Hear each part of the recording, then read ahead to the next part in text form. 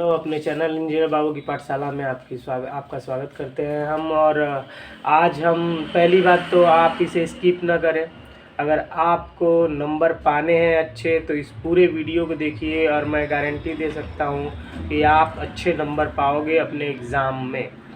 तो देखिए, ये मैंने मॉडल पेपर हिंदी का लिया हुआ है और लिखने का तरीका सारे क्वेश्चन को सॉल्व किया हुआ है। एक मॉडल पेपर है कक्षा 10 का और कल जो है पेपर होने वाला। अगर आप ये वीडियो देख के जाते हो तो मैं गारंटी के साथ कहता हूँ कि आपको 30 नंबर या 40 या 50 नंबर तो आप इससे कर ही जाओगे।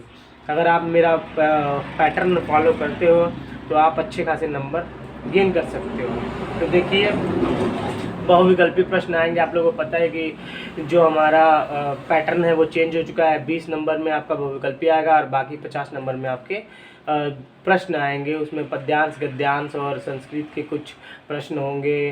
तो देखिए, अनाम दास का पोथा उपन्यास की रचना किसने की थी?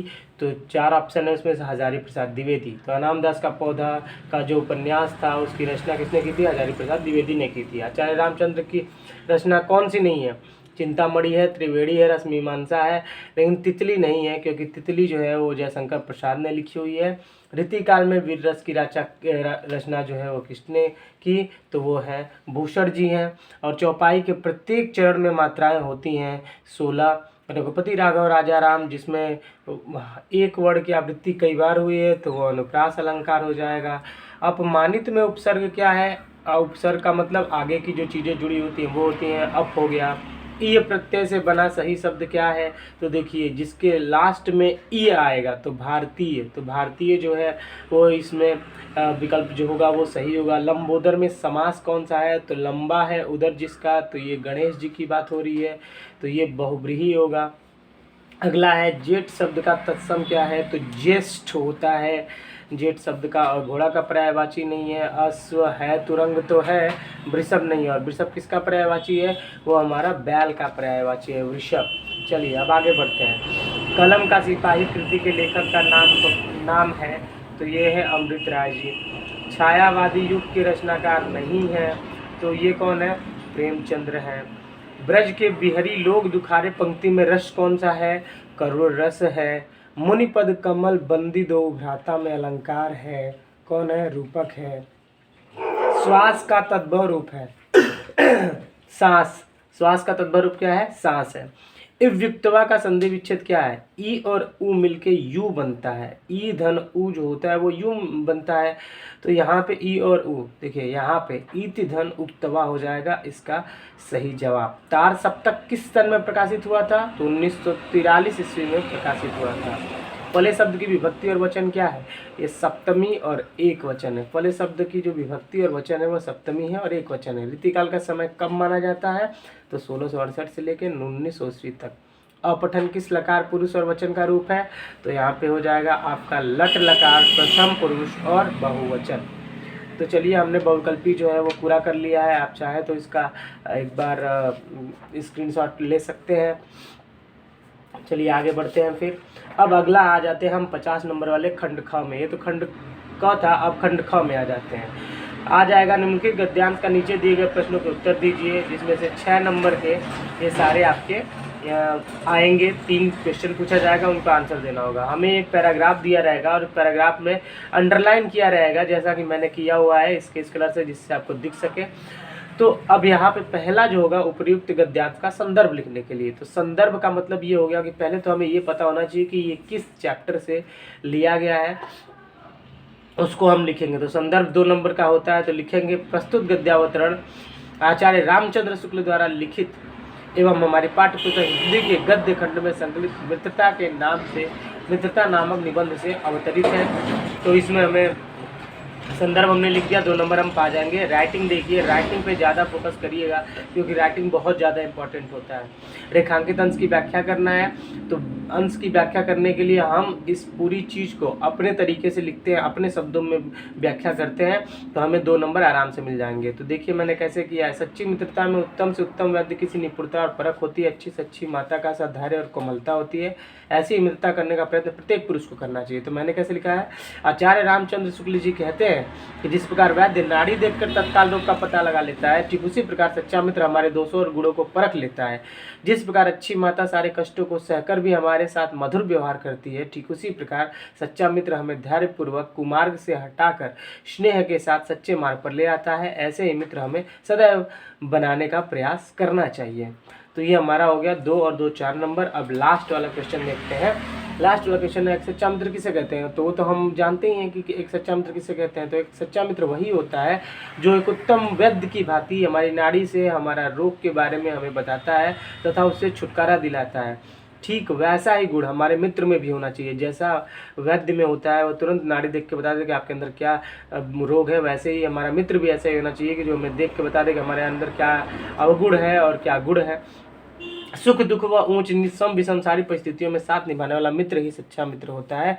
तो देखिए वो मित्र नहीं होता है जो आपके सुख में साथ रहे। वो असली मित्र तो वही होता है जो आपके सम विषम ऊंच नीच सुख दुख सब में आपके साथ खड़ा रहता है। तो ये आंसर हो गया, 6 नंबर आपको मिल जाएंगे। राइटिंग पे ज़्यादा गौर करिएगा, लिखने का तरीका देखिएगा कैसे मैंने लिखा हुआ है, उसको ज़रूर आप फॉलो करेंगे तो आप अच्छे नंबर पा सकते हैं। अब यहाँ पे पद्यांश में आ जाते हैं। किसी एक की संदर्भ से व्याख्या करना है, काव्य सौंदर्य भी लिखना है। तो यहाँ पे मैंने अंडरलाइन किया, उस अंडरलाइन वाले को, मेरी भव बाधा हरो राधा नागरी सोई, जा तन की छाई परे श्याम हरित ऋतु होई। तो संदर्भ में हम वही लिखेंगे। प्रस्तुत दोहा हमारी पाठ्य पुस्तक हिंदी के काव्य खंड में भक्ति शीर्षक से उद्धृत है। उद्धृत का मतलब लिया गया है, जो कि रीतिकाल के रस सिद्ध कवि बिहारी द्वारा रचित बिहारी सत्सई नामक ग्रंथ से लिया गया है। 2 नंबर इस पे मिल गया हमें। प्रसंग जरूर लिखना होता है कि इस पूरे पैराग्राफ में क्या किया गया। तो कवि ने अपने ग्रंथ के प्रारंभ में राधा जी की वंदना की है।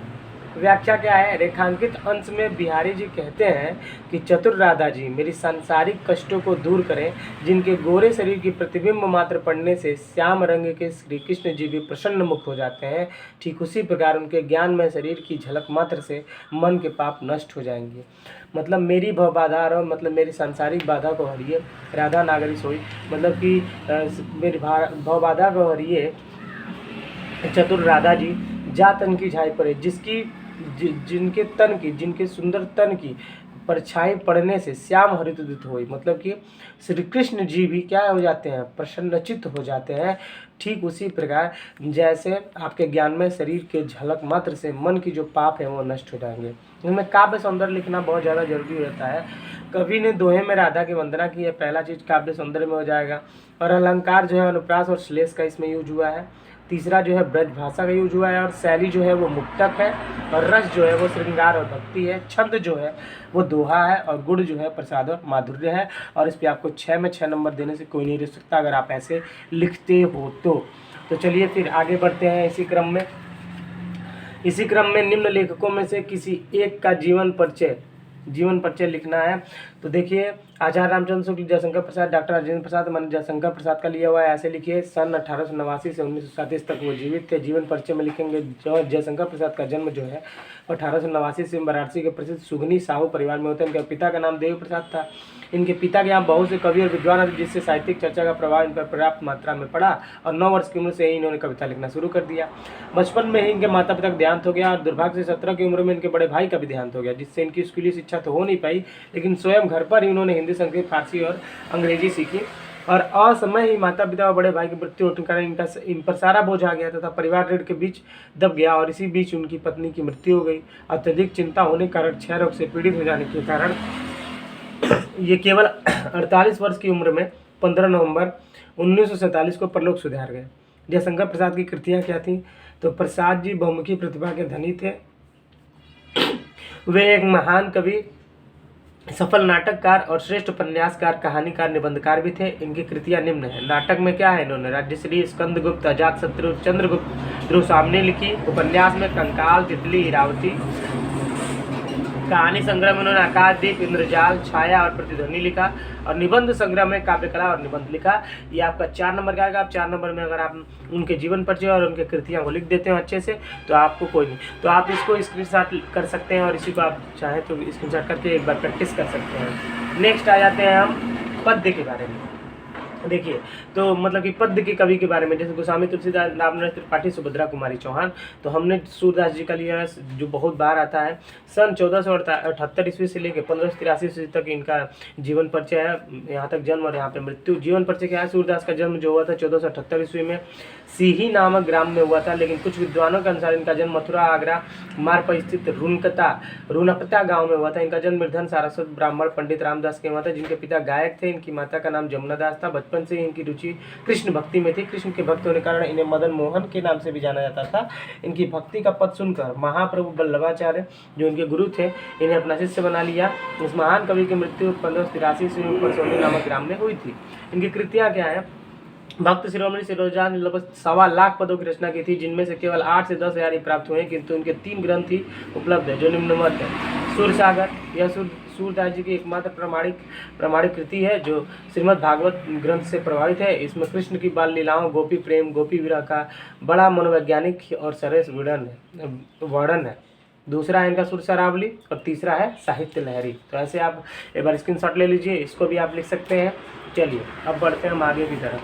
आगे अब आ जाते हैं संस्कृत वाले पोर्शन पे, जहाँ पे संस्कृत से कई सारे क्वेश्चन पूछते हैं। तो संस्कृत में जो है वो गद्यांश का संदर्भ जो है वो हिंदी में हमें लिखना है, अनुवाद करना है।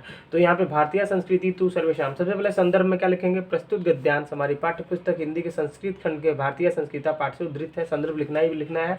प्रसंग में इसमें क्या बताया गया, इसमें यह बताया गया कि भारत की संस्कृति जो है वो कितनी समन्वयात्मक। अनुवाद देखिए कैसे करते हैं। भारतीय संस्कृति सभी मतों को मानने वालों का संगम स्थल है। भारतीय संस्कृति तू सर्वेशाम मतावलंबिनाम संगम स्थल, मत को मानने वाली, मतलब भारतीय संस्कृति सभी के, सर्वेशाम सभी के मत को मानने वाली क्या है, संगम स्थल है। अगला है काले काले विविधा विचारा भारतीय संस्कृति समाहिता, मतलब कि समय समय पर, काले काले का मतलब समय समय पर अनेक, विविध का मतलब अनेक प्रकार के विचार जो है वो भारतीय संस्कृति में क्या हुए, समाहित हो गए, है ना। यहाँ पे लिखा भी हुआ है, आप लोग देखते रहिए, संस्कृत में मिल गए। और इसके बाद तब क्या है, ऐसा संस्कृति समाज की संस्कृति दृश्यते है, मतलब कि यह संस्कृति मिली जुली संस्कृति है, दिखाई पड़ती है। ये बहुत इंपॉर्टेंट है, ये बहुत बार पूछा गया, वाराणसी से ही ज़्यादा आता है, तो इसलिए इसको ध्यान से देख लीजिए। अतएव अस्माकं भारतीय नाम एका संस्कृति एका च राष्ट्रीयता, मतलब इसलिए हम भारतवासियों की एक संस्कृति और एक राष्ट्रीयता है।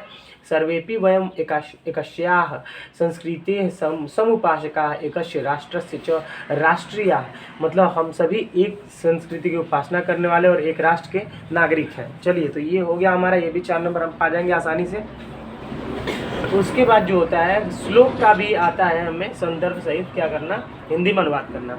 तो मर्डम मंडलम यत्र विभूतिश्च विभूषणाम कौपिनम यत्र कौशेयम सा काशी केनो पामायते।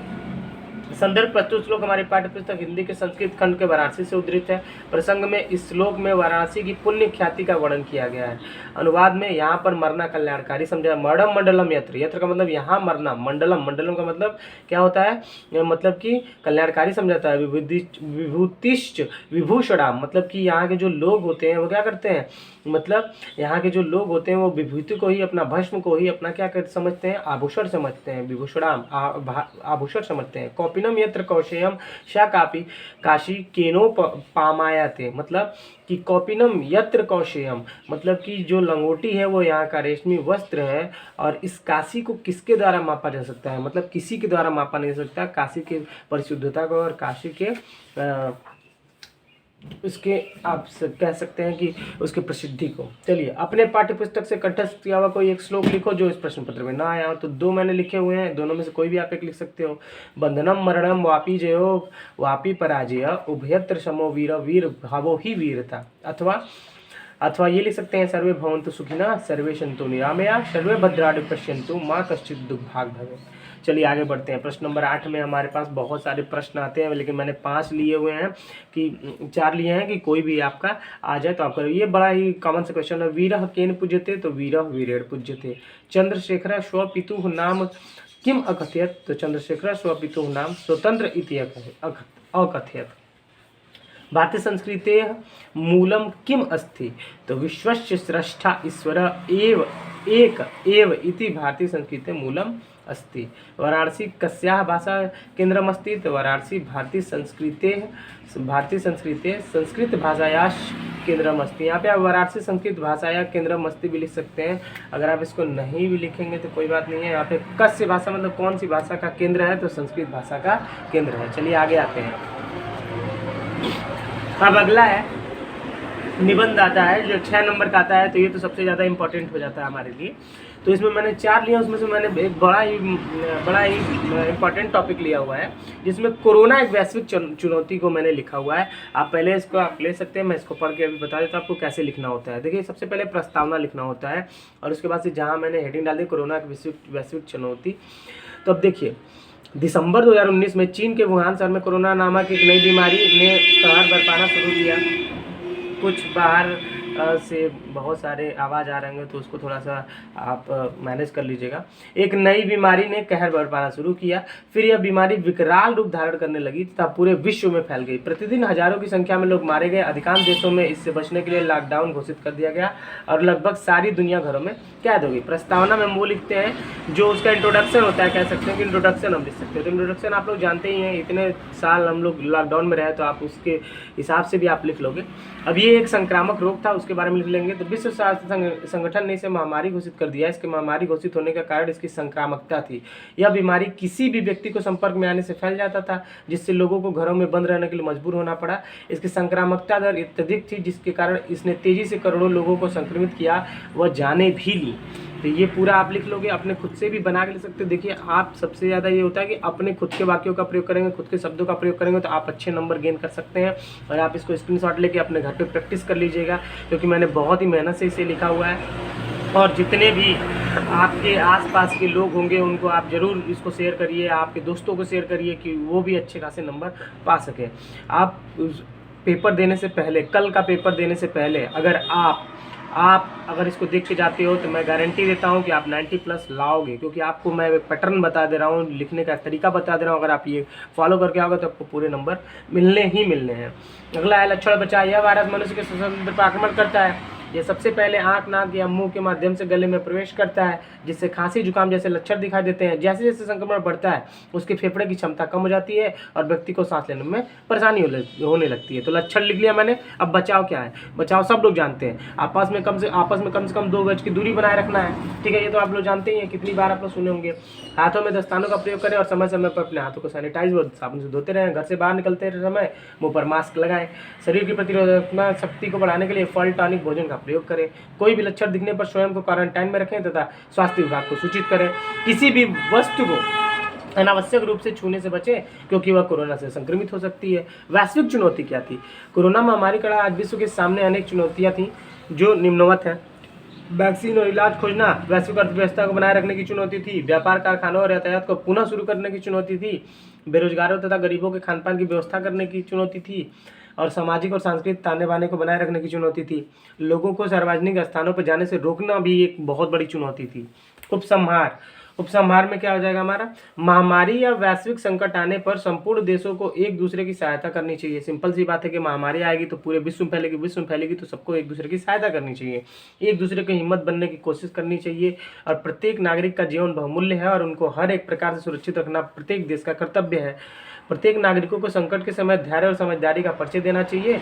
लक्षण दिखने पर खुद को क्वारंटाइन करना तथा दिए गए नियमों का पालन करना चाहिए। सावधानियां बरतनी चाहिए। और यहाँ पे मैंने एक स्लोगन लिख लिया है, 2 गज दूरी, मास्क जरूरी, जो बहुत ही ज़्यादा फेमस था उस टाइम। चलिए, अब मैं खंडकाव्य लेना तो नहीं चाहता था, बट खंडकाव्य जो होते हैं वो अपने जिला अनुसार होते हैं। जैसे देवरिया गोरखपुर की तरफ कोई और है, और वाराणसी की तरफ कोई और है, जौनपुर की तरफ कोई और है। तो मैं वाराणसी में रहता हूँ, तो इसलिए मैंने तुमुल खंडकाव्य से लिया हुआ है। तो तुमुल खंडकाव्य का मतलब उस खंडकाव्य में आपको अपने खंडकाव्य से चूज करना होता है, लिखना होता है। तो देखिए, तुमुल खंडकाव्य का 33 सर्ग का कथानक, ये इंपॉर्टेंट है इसलिए मैंने लिया है। और ये नेक्स्ट जो है नवम सर्ग, जिसे हम लक्ष्मण मेघनाथ युद्ध के नाम से जानते हैं, ये बहुत ज़्यादा इंपॉर्टेंट है। तो मैंने इसको लिखा है, मैं इसे बता देता हूँ। आप लोग पहले स्क्रीनशॉट ले सकते हैं, रोक के पुश करके।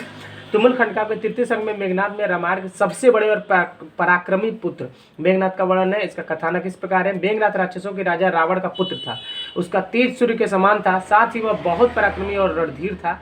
उसने युवावस्था में इंद्र के पुत्र जयंत को युद्ध में पराजित किया था तथा सर्पराज को हराकर फणी समाज की भी अपने अधीन कर लिया था। उसके प्रताप से धरती के सभी राजा डरते थे, उसके सामने आने से सभी घबराते थे। अब तक उसके समक्ष युद्ध में कोई भी ठहर नहीं पाया था, उसके पराक्रम के आगे सभी नतमस्तक हो जाते थे। मतलब इस पूरे तृतीय सर्ग में मेघनाथ का वर्णन किया गया है कि मेघनाथ की जैसे होता है ना, कोई मूवी होती है तो उसमें एंट्री बताई जाती है, तो वैसे ही यहाँ पे भी मेघनाथ की एंट्री को बताया गया है, वो कैसा है, उसके पूरे कैरेक्टर के बारे में बताया गया। चलिए, सबसे मोस्ट इंपॉर्टेंट जो है नवम सर्ग है, और इसमें लक्ष्मण मेघ, इसका नाम जो है लक्ष्मण मेघनाथ युद्ध तथा लक्ष्मण की मूर्छा भी है। इसमें दोनों के मध्य हुए युद्ध एवं उसके परिणाम का वर्णन किया गया है।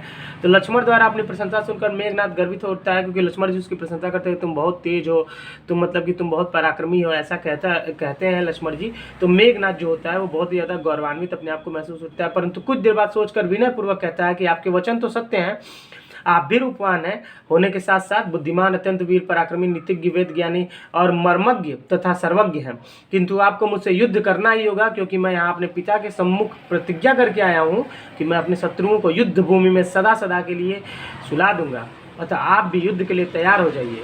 मेघनाथ के ये वचन सुनकर लक्ष्मण क्रोध में आकर कहते हैं, मैंने हंसी की और यह बनता बली बलवीर है, यह नीच अपने आप को क्या समझता रणधीर है। लक्ष्मण कहते हैं, पता नहीं क्या सोचकर मैंने तुम्हें अपने हृदय के भाव व्यक्त कर दिए, परंतु सत्य तो यह है कि जिस प्रकार सर्प को दूध पिलाने से भी अपने विष को वो नहीं त्यागते, ठीक उसी प्रकार मधुर वाणी सुनकर दुष्ट और खल नहीं सुधरते। इतना कहकर सौमित्र ने शत्रु पक्ष पर अपने तीखे बाणों की वर्षा करने लगे। उनके रण कौशल को देखकर मेघनाथ की सेना में भगदड़ मच गई और पीछे हटने लगी। यह देखकर मेघनाथ ने अपने सेना का उत्साह बढ़ाने लगा और अपने सैनिकों को संबोधित करते हुए कहा कि शत्रु से डरकर भागना कायरता है, तुम्हारी इस कायरता का पर धिक्कार है। मेरे युद्ध कौशल को देखो और शत्रुओं से वीरतापूर्वक युद्ध करो, मैं उन्हें शीघ्र ही परास्त कर दूंगा, पूरा करूंगा तात से जो बात मैंने है कही, लड़ते हुए अरि को धराशाही करूंगा शीघ्र ही। यह सुनकर मेघनाथ की सेना में पुनः उत्साह का संचार हुआ और वह पहले के जैसे लड़ने लगी। मेघनाथ कभी आकाश कभी नीचे से वानर सेना का संहार करने लगा। मेघनाथ और लक्ष्मण के मध्य भयंकर युद्ध हुआ। मेघनाथ के प्रताप से लक्ष्मण सेना घबराने लगी और तथा लक्ष्मण पर मेघनाथ हावी हो गया। लक्ष्मण की शक्ति मंद पड़ते देखकर मेघनाथ ने शक्ति संधान किया और लक्ष्मण पर छोड़ दी। लक्ष्मण पल भर में मूर्छित हो गया। उनकी यह दशा देखकर वानर सेना में भीषण विवाद छा गया। सारा संसार भी मेघनाथ की शक्ति देखकर अकुला गया। लक्ष्मण को पराजित करके मेघनाथ गर्व से उन्मत्त होकर सिंह के समान दहाड़ता हुआ लंका की ओर चल पड़ा। तो ये पूरा मैंने आप लोगों को वीडियो दे दिया है और पूरी तरीके से मैंने दे दिया है। जो मैंने थंबनेल लगाया 90+ वो एकदम सत्य है। अगर आप सही से करोगे, अगर आप सही से क्या बोलते हैं लिख लोगे और इन सारी चीज़ों को तैयार कर लोगे, एक ही दिन है आपके पास समय, अगर आज आप बस पढ़ के जा रहे हो तो मैं गारंटी दे रहा हूँ कि आप अच्छे खासे नंबर लाओगे। और मेरे इस मेहनत को आप लाइक और कमेंट से ज़रूर आप सब्सक्राइब करें या ना करें, अगर आपको मर्जी है तो करिए, बट आप इसको लाइक और कमेंट ज़रूर करें इस पर। और हम मिलेंगे फिर अगले मॉडल पेपर के साथ, तब तक के लिए गुड बाय।